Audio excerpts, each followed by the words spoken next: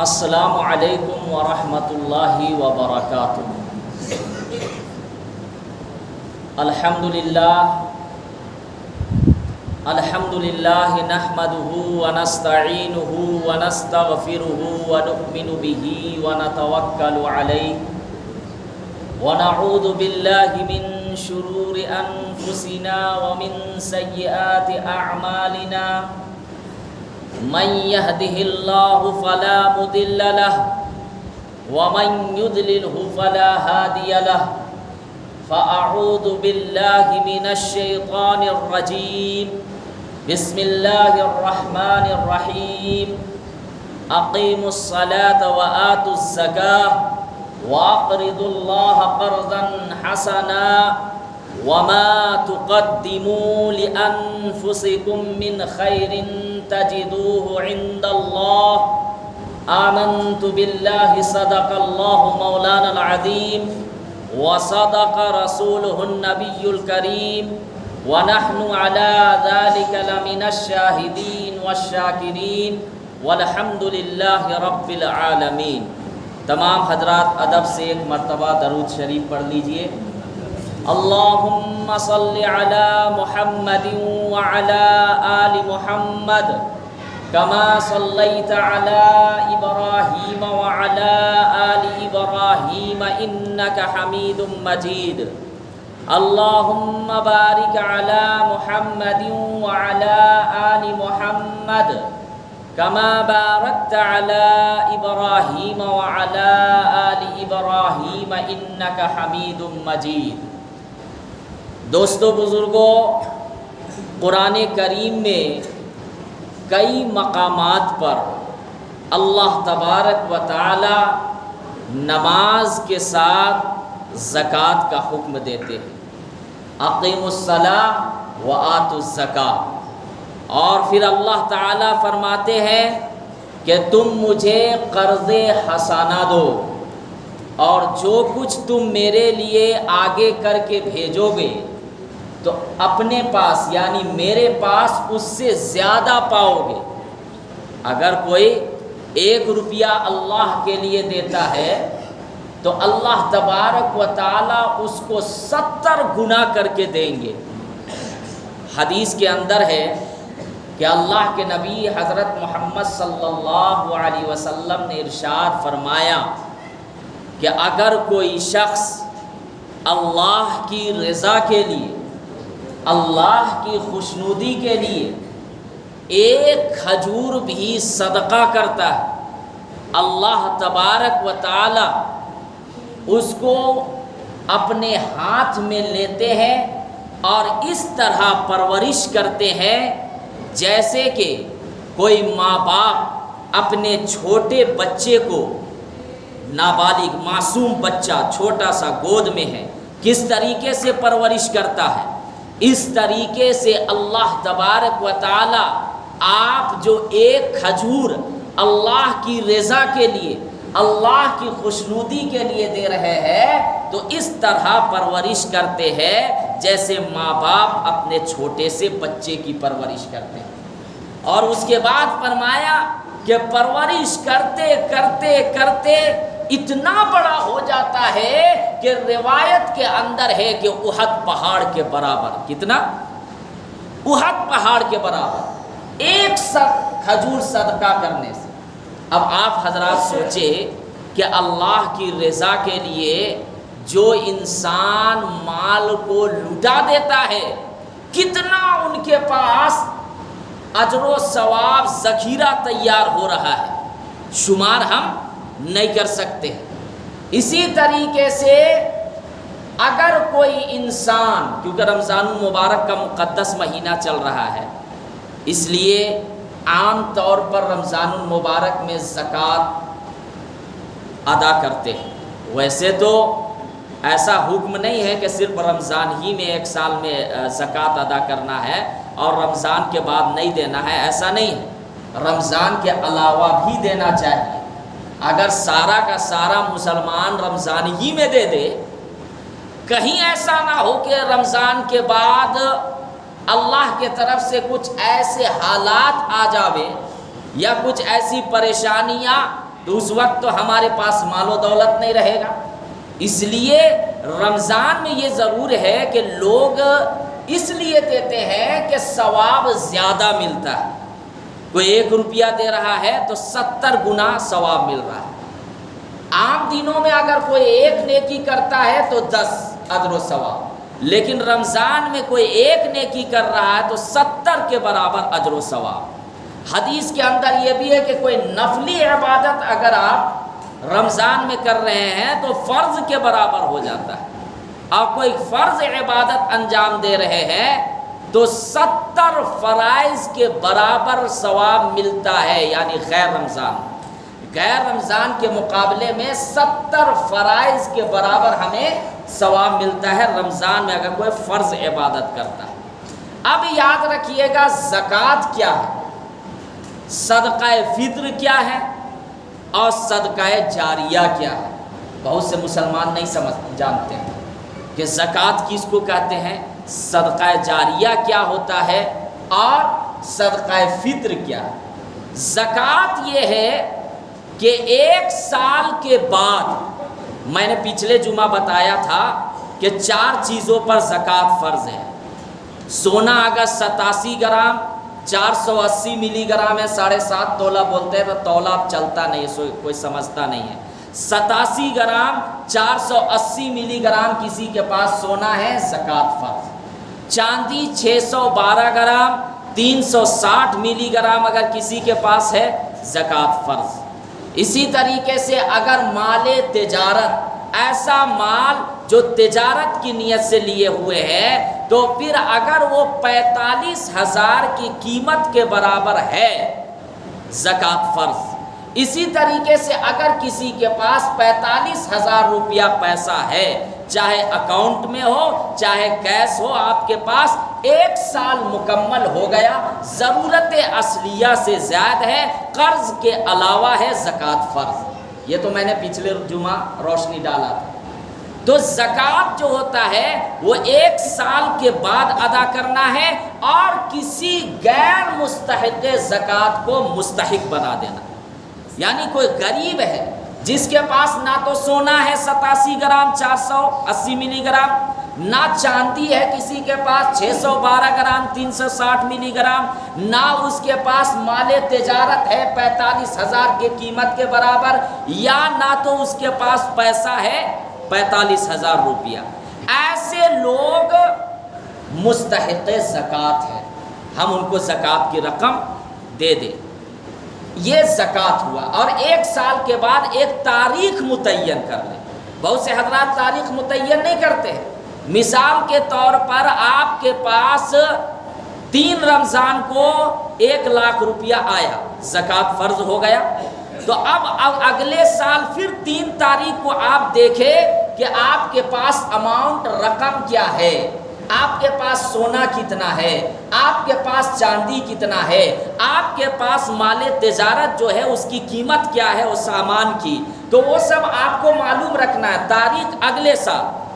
اب اس کے بعد اگر بیچ میں گھٹے بڑھے اس کا اعتبار نہیں کیا جائے.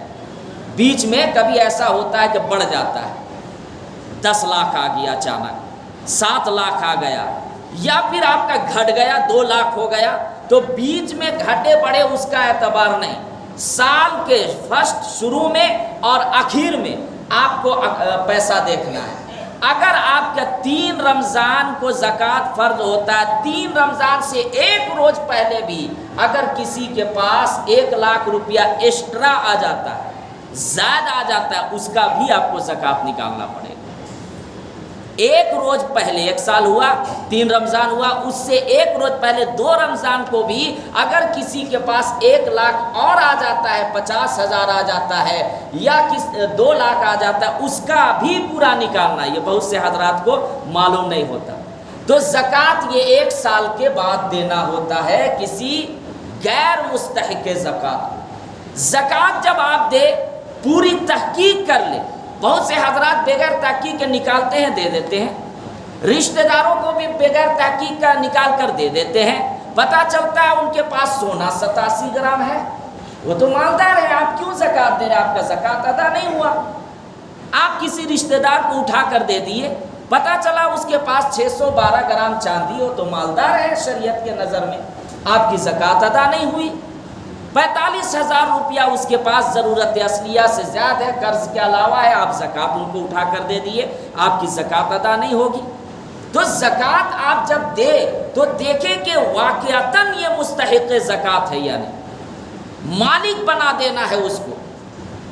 اور یاد رکھیے گا، بہت سے حضرات یہ کرتے ہیں کہ کیا زکوٰۃ کی رقم، بہت سے حضرات پوچھتے ہیں مسجد میں دے سکتے ہیں یا نہیں، مدرسہ کی تعمیر میں دے سکتے ہیں یا نہیں؟ جائز نہیں ہے۔ مسجد کی تعمیر، مدرسہ کی تعمیر میں آپ زکوٰۃ کی رقم نہیں دے سکتے، یہ صدقہ جاریہ کی نیت سے آپ دیجیے، صدقہ جاریہ مرنے کے بعد آپ کو ثواب ملے گا۔ زکوٰۃ کی رقم آپ تعمیر میں، چاہے مدرسہ کی تعمیر ہو یا مسجد کی تعمیر ہو، نہیں دے سکتے، زکوٰۃ ادا نہیں ہوگا۔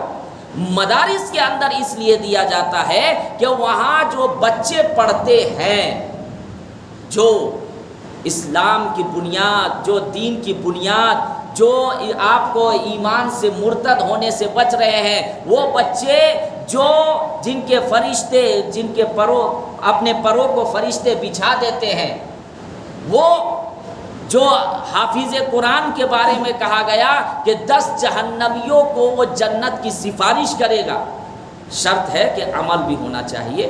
عالم کے بارے میں کہا گیا کہ عالم کی قلم کی سیاہی شہیدوں کی خون سے بھی افضل ہے۔ العلماء ورثۃ الانبیاء، یہ علماء انبیاء کے وارث ہے۔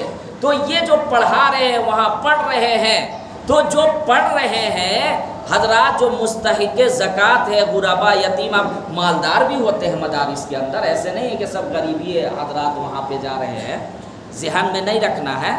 لیکن آپ بھائی مدارس میں بہت سارے بچے ہوتے ہیں، کہیں پہ 500 بچے ہیں، کہیں پہ 300 ہے، کہیں پہ 1000 ہے، تو سارے کے سارے تو مالدار نہیں ہوں گے، اس میں سے 200 300 ایسے ہوتے ہیں جو مستحق زکوٰۃ، ان کے لیے ہم دیتے ہیں۔ مدارس کی تعمیر میں زکوٰۃ کی رقم نہیں دینا ہے، مسجد کی تعمیر میں آپ کو نہیں دینا ہے، مسجد میں آپ دے صدقہ جاریہ کے، مدرسہ میں آپ بنوا دے بلڈنگ وغیرہ صدقہ جاریہ کی نیت سے، یہ چیز ذہن میں رکھنا ہے۔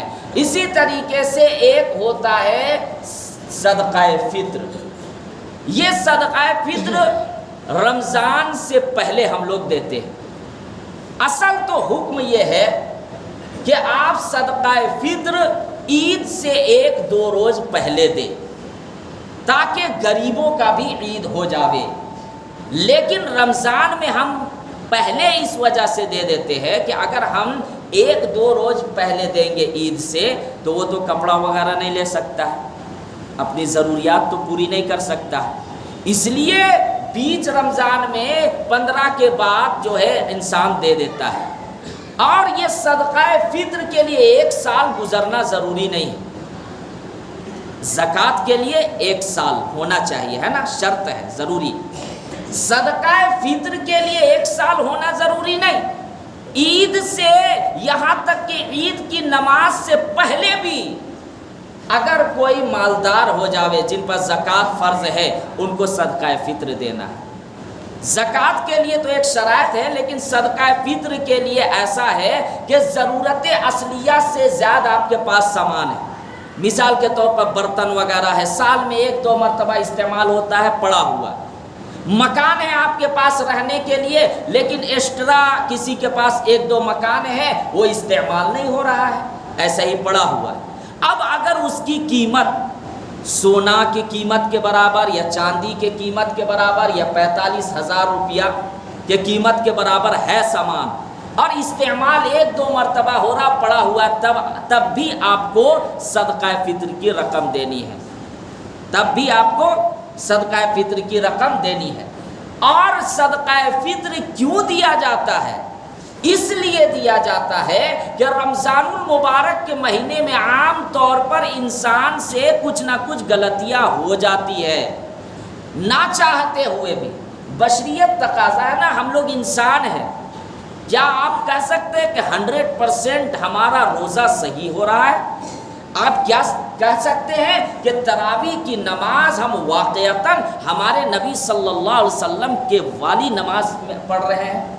کیا آپ کہہ سکتے ہیں کہ رمضان المبارک میں ہم جو گناہوں سے بچ رہے ہیں کیا صحابہ کے طریقے سے ہم بچ رہے ہیں؟ نہیں کہہ سکتے نا. ہم لوگ سے غلطی، صحابہ سے غلطی ہو سکتی ہے تو ہم تو انسان ہیں، صحابہ کے پیر کے دھول کے برابر بھی نہیں. تو انسان سے رمضان المبارک میں بھی نہ چاہتے ہوئے بھی غلطی ہو جاتی ہے. جب ہم صدقہ فطر کی رقم دیتے ہیں تو اللہ تعالیٰ ان غلطیوں کو کیا کرتے ہیں؟ معاف کر دیتے ہیں. اب صدقہ فطر کی رقم عام طور پر ذہن میں یہ آتا ہے کہ نہیں 60 روپیہ 60 روپیہ 60 روپیہ، امارت شریعہ سے طے ہوا 60 روپیہ 60 روپیہ. بھائی امارت شریعہ نے وہ نصف سا گیہوں 1 کلو 692 گرام متعین کر دیا کہ اور اس کی قیمت بازار میں معلوم کر دی، لیکن یہ متعین قیمت نہ آپ کو نہیں کرنا ہے کہ 60 روپیہ. بہت سے لوگ ہیں آٹا ہائی کوالٹی کا کھاتے ہیں. آپ معلوم کیجئے گا 1 کلو 692 گرام کا پتہ چلا کہ 80 روپیہ بیٹھ گیا، 75 روپیہ بیٹھ گیا، تو آپ 60 روپیہ سے زیادہ نکالے، 60 سے کم نہیں. میری ذاتی رائے ہے کہ 100 روپیہ نکالنا چاہیے. کتنی؟ 100 روپیہ ملے کسی کو تو لگے کہ ہاں ملا ہے. کیونکہ بھائی بازار میں تو الگ الگ ریٹ کا آٹا آتا ہے نا، 60 روپیہ بھی ہو سکتا ہے 80 روپیہ بھی ہو سکتا ہے. وہ اپنے انداز کے طور پر طے کر دیے، وہ بھی غلط نہیں کیے انداز کے طور پر، لیکن بازار میں ہر طرح کا آٹا مہیا ہے تو 100 روپیہ کے حساب سے دے. اور مالدار حضرات کے لیے تو یہ حکم ہے کہ وہ جب صدقہ فطر دے تو 3 کلو 384 گرام کشمش یا جو یا کھجور یا پنیر کی قیمت کے برابر. لیکن ہم لوگ کیا ہے شارٹ کٹ والا راستہ کو اختیار کرتے ہیں. حضرت علی رضی اللہ تعالیٰ عنہ ایک مرتبہ حکم دیے باضابطہ مسجدوں کے اندر کہ جو مالدار حضرات ہے وہ صدقہ فطر کی رقم دے تو 3 کلو 384 گرام کھجور یا کشمش یا پنیر یا جو کا، اگر آپ کھجور معلوم کریں گے تو 1150 روپیہ عام طور پر ریٹ معلوم ہوتا ہے. لیکن ایسا نہیں کہ 1150 آپ فکس ذہن میں کر لیجئے کہ مولانا صاحب 1150. کھجور بھی بہت طرح کا کوالٹی ہوتا ہے. اب اجوا کھجور معلوم کیجئے گا تو پتہ چلا کہ اس کی ریٹ کچھ اور ہے. کملی معلوم کیجئے گا تو اس کا 700-800 روپیہ. تو آپ کھجور کا ریٹ کلو کے حساب سے بتا رہے ہیں تو سب کا الگ الگ ریٹ ہے. یہ لو کوالٹی کا یا میڈیم کا جو ہے فکس کر دیے کہ 1150 روپیہ آپ کو 3 کلو 384 گرام کھجور کی قیمت ہے. تو اب بازار میں آپ معلوم کریں جو آپ کھجور کھاتے ہیں اپنے گھر میں اس قیمت کے برابر دینا چاہیے. تو میں عرض کیا کر رہا تھا، حضرت علی نے حکم دیا مسجدوں کے اندر کہ آپ مالدار حضرات ہیں، آپ اگر کسی کو یہ نصف سا گیہوں کے برابر آپ دیں گے صدقہ فطر 1 کلو 692 گرام کے برابر، تو بتائیے اس کی ضروریات پوری ہوگی نہیں نہ ہو سکتی ہے. وہ 100 روپیہ لے کے کیا کرے گا؟ کپڑا بھی اگر خریدنے جائے گا کوئی غریب تو اس کو 1000-1500 روپیہ چاہیے یا نہیں؟ آپ دے رہے ہیں 100 روپیہ. آپ مالدار ہیں تو آپ 1100-1200 روپیہ دیجئے. اور حضرت علی نے یہی حکم دیا اور آپ صلی اللہ علیہ وسلم نے بھی صحابہ کرام مالدار کا یہی طریقہ تھا.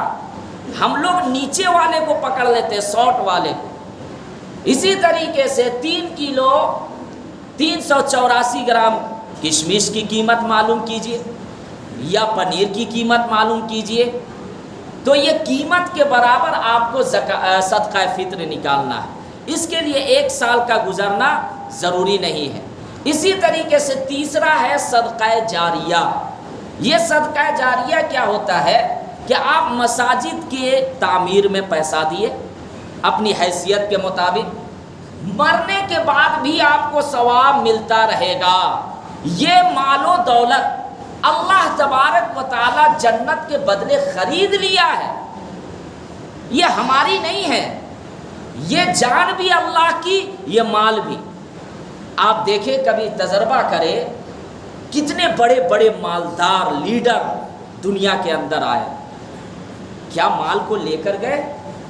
آپ نے کبھی غور کیا؟ آپ یاد رکھیے گا، یہاں تک کہ آپ جن بچوں کے لیے، جن کے لیے آپ پیسہ اکٹھا کر رہے ہیں، منع نہیں ہے، لیکن سارا کا سارا مال جو آپ جمع کر رہے ہیں، خدا کی قسم مرنے کے بعد 2-3 دن تک یاد رکھیں گے، بھول جائیں گے آپ کس غلط فہمی میں۔ آپ کیا سوچ رہے ہیں کہ ہمارے بچے نہیں، مال و دولت ہے، وہ اللہ ماشاء اللہ کوئی نیک صالح اولاد نکل جائے، یہ تو بہت بڑی خوش قسمتی کی بات ہے کہ اگر کسی کو نیک صالح اولاد مل گیا، وہ دعا کر رہا رب ارحمہما کما ربیانی صغیرا، تو یہ 100% میں 10% نیک صالح اولاد، ورنہ 90% لوگ جائیداد میں لڑ رہے ہیں مال یہ باپ کے گزرنے کے بعد، وہاں بیچارہ قبر میں پڑا ہوا ہے، سورہ فاتحہ پڑھنے بھی نہیں جا رہے، نماز کے بعد دعا بھی نہیں کر رہے ہیں۔ اس لیے غلط فہمی میں مال کو بالکل ایک دم اپنے بیوی بال بچوں کے لیے کچھ خرچ کیجیے، سارا مال تو اللہ نہیں بولتا، کہتا ہے کہ بھائی 2.5%، صرف 2.5% مال کو پاک کرنے کے لیے۔ مال اگر کوئی زکوٰۃ میں نکالتا ہے، 1 لاکھ میں اگر کوئی دے رہا ہے 2500، تو بقیہ مال پاک ہو جاتا ہے، اور جو سود کا مال جمع کر رہا ہے انٹریسٹ وغیرہ، وہ بقیہ مال کو خراب کرتا ہے۔ انسانوں کے ذہن میں یہ آتا ہے کہ ہم مال کو دے رہے ہیں زکوٰۃ، نہیں میرا مال تو گھٹ رہا، نہیں، سود کے مال سے، سود کا جو مال آپ ملائیے گا اس سے مال گھٹے گا، ناپاک کرے گا، وہ کہیں اور خرچ ہو جائے گا، لیکن زکوٰۃ جب نکالیں گے تو مال پاک ہوگا، مال بڑھے گا۔ لغوی معنی ہی ہے اس کا کیا؟ طہارت کے، بڑھنے کے، تو زکوٰۃ کے مال سے بڑھتا ہے۔ تو یہ صدقہ جاریہ کیا ہوا؟ مساجد کی تعمیر میں، مدارس کی تعمیر میں، راستہ بنوا دیے، مسلمان وہاں آنا جانا کر رہے، کہیں ایسا علاقہ ہے جہاں پانی کی ضرورت نہیں، آپ پانی کا انتظام کر دیے، اپنے پیچھے والدین نیک صالح اولاد چھوڑ کر چلے گئے جو ان کے لیے دعا کر رہے ہیں، اپنے پیچھے علم چھوڑ کر گئے۔ علم سے دینی علم مراد ہے، دنیاوی نہیں، دینی علم، قرآن و حدیث پڑھ رہے ہیں، پڑھا رہے ہیں، تو یہ ثواب ان کو مرنے کے بعد بھی ملتا رہے گا۔ تو یہ 3 چیزیں ہیں، یہ الگ الگ ہے، ان کا درجہ میں نے اس لیے سمجھایا کہ بہت سے لوگ نہیں جانتے تھے کہ زکوٰۃ کیا ہے، صدقہ فطر کیا ہے، اور صدقہ جاریہ کیا ہے۔ اسی طریقے سے میرے بھائیوں، اعتکاف یہ جو ہے، یہ سنت مؤکدہ علی الکفایہ، یہ کیا ہے؟ سنت مؤکدہ۔ اعتکاف کب کرنا ہے؟ اعتکاف 20 رمضان المبارک کو جیسے ہی سورج غروب ہو جاوے اعتکاف کا وقت شروع، اور عید الفطر کا چاند جب تک نظر نہ آئے اعتکاف میں رہنا ہے، چاند نظر آ جائے عید الفطر کا، اعتکاف ختم۔ اور اعتکاف کے بڑے فضائل ہیں احادیث کے اندر۔ حدیث کے اندر ہے کہ اللہ کے نبی صلی اللہ علیہ وسلم نے ارشاد فرمایا کہ جو اعتکاف میں بیٹھتا ہے وہ گناہوں سے بچتا ہے، اور بغیر کیے ہوئے بھی اس کو نیکیاں عطا ہوتی۔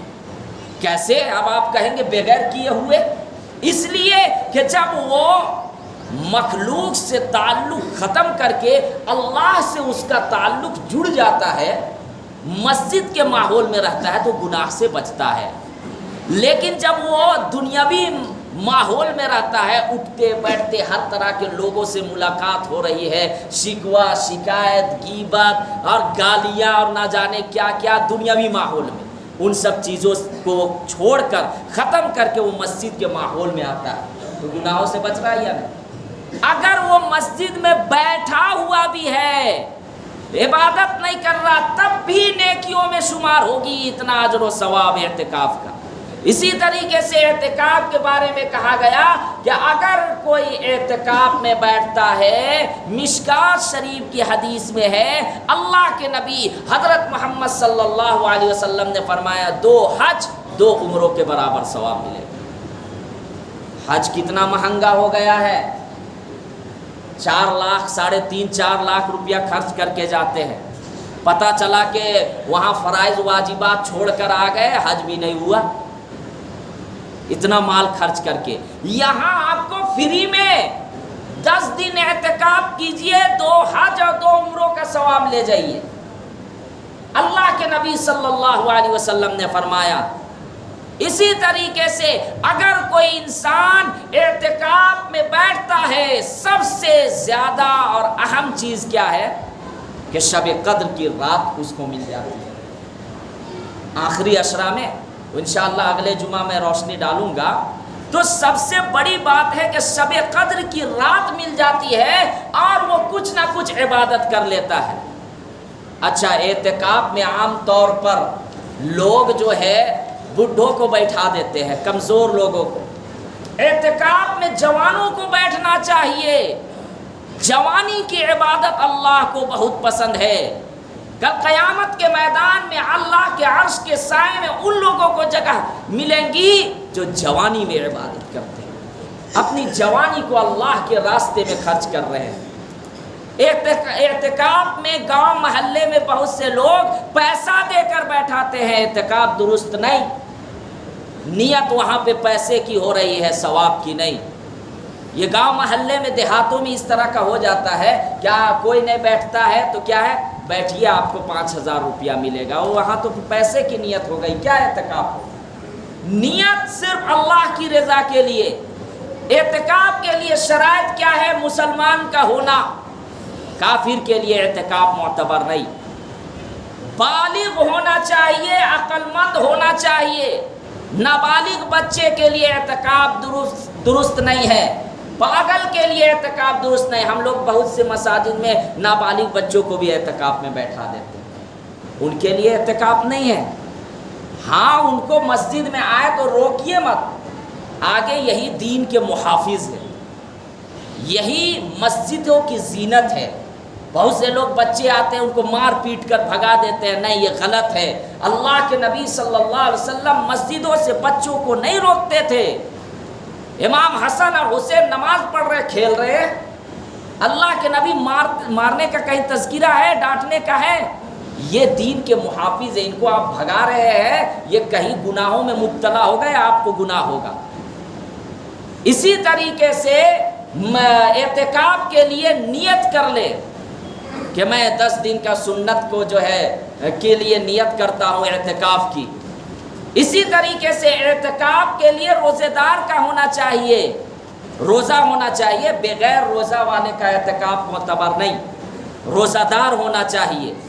اعتکاف کے لیے مرد حضرات مسجدوں میں، جس مسجد میں باجماعت نماز ہوتی ہے، باضابطہ وہاں امام اور مؤذن مقرر ہے، اس مسجد میں اعتکاف کرنے کا مرد حضرات. عورتیں اپنے حجرے میں روم ایک مقرر کر لیں متعین، اور وہاں پہ کرنے کا. اور اعتکاف جب کرے تو آپ حضرات کوشش کریں کہ جس گھر میں 4-5 افراد ہے تو ایک اگر اعتکاف میں بیٹھ لیں گے ان کا کام ہو جاوے گا. ہوگا یا نہیں؟ 4-5 لوگ ہیں، اگر ایک اللہ کے لیے آ جاتے ہیں، ان لوگوں کو بھی ثواب ملے گا جو اعتکاف والے کے لیے کھانا بنائیں گے. ان لوگوں کو بھی ثواب ملے گا جو اعتکاف کے لیے کھانا لے کر آئیں گے. ان لوگوں کو ثواب ملے گا جو اعتکاف میں بیٹھے ہوئے ہیں، ان کی ضروریات وہ پوری کر رہے ہیں، ان کو بھی ثواب ملے گا. اعتکاف کی اتنی بڑی فضیلت ہے کہ اگر کوئی ایک دن اعتکاف کرتا ہے اللہ کی رضا کے لیے، اللہ تبارک و تعالیٰ 3 خندقیں اس کے اور اعتکاف جہنم اور اس کے درمیان 3 خندقیں حائل کر دیں گے. اور ایک خندق اتنا بڑا ہے کہ دنیا و ما فیہا، یہ دنیا اور دنیا میں جتنی چیزیں ہیں ان تمام چیزوں سے وہ خندق بڑا ہے. ایک خندق، یعنی یوں سمجھیے کہ اس شخص کا جو اعتکاف میں بیٹھا ہے جہنم سے اس کا کوئی واسطہ نہیں ہے. کتنی بڑی فضیلت. اس لیے گزارش ہے کہ جس میں 4-5 مرد حضرات ہیں، ایک اعتکاف میں بیٹھ جائے. اعتکاف کے لیے صرف آپ کو طبعی ضرورت، اضطراری ضرورت اور شرعی ضرورت کے لیے نکلنا ہے. طبعی ضرورت کیا ہے؟ استنجا وغیرہ کے لیے آپ نکل سکتے ہیں. غسل جنابت کے لیے آپ نکل سکتے ہیں. اسی طریقے سے آپ کھانا وغیرہ اگر کوئی نہیں لانے والا ہو تو کھانا کھانے کے لیے نکل سکتے ہیں۔ اب اگر جیسے کوئی ایک شخص ہے، گھر کا سارا مدار و مدار اسی پر ہے، اب اگر وہ اعتکاف میں بیٹھ گیا تو کھانا کھانے کے لیے باہر بھی جا سکتا ہے۔ لیکن اگر کوئی ہے کھانا پہنچانے والا تب اس کو نہیں جانا ہے۔ اچھا، اگر کوئی طبعی ضرورت کے لیے باہر نکل رہا ہے، استنجا وغیرہ کے لیے، غسل جنابت کے لیے، تو پھر اس کو وہاں ٹھہرنا نہیں ہے، جیسے ہی گئے اپنی ضرورت پوری کر کے آ جائیے۔ جیسے ہی آپ ٹھہرے، بات چیت شروع کیے، مسجد کے حدود سے باہر نکل گئے اور ٹھہر کر بات چیت شروع کرے، اعتکاف امام ابو حنیفہ کے نزدیک ٹوٹ جائے گا۔ ہاں، سلام کر سکتے آتے جاتے، وہ الگ چیز ہے، بیٹھ کر اور یا کھڑے ہو کر بات چیت نہیں کرنا ہے۔ اسی طریقے سے کوئی آدمی اضطراری ضرورت، یعنی مسجد منہدم ہو رہی ہو، یا کوئی ظالم آدمی زبردستی آپ کو مسجد سے باہر نکال دیا، یا پھر یہاں آبادی اس بستی میں سارے کے سارے لوگ بھاگ گئے، خطرہ ہے جان مال کا، تو ایسی صورت میں آپ نکل سکتے ہیں مسجد سے باہر۔ اور کسی چیز سے نہیں، یہاں تک کہ بیماروں کی عیادت کرنا یا اپنے لیے علاج کروانے جانا یا پھر جنازہ وغیرہ نہیں۔ مسجد میں آپ آ گئے نا، مخلوق سے تعلق ختم، آپ کا تعلق کس سے جڑ گیا؟ اللہ سے۔ تو بس ان چیزوں کے لیے آپ نکل سکتے ہیں، اس کے علاوہ نہیں۔ تو کوشش کریں کہ ہم انشاءاللہ اعتکاف میں بیٹھیں گے۔ اللہ تبارک و تعالیٰ سے دعا ہے کہ اللہ تعالیٰ ہماری تراویحوں کو، ہمارے روزوں کو، ہمارے زکوٰۃ صدقات کو اللہ تعالیٰ اپنے بارگاہ میں قبول عطا فرمائے۔ وآخر الدعوانا ان الحمد للہ رب العالمین۔ جو حضرات سنت نہیں پڑھے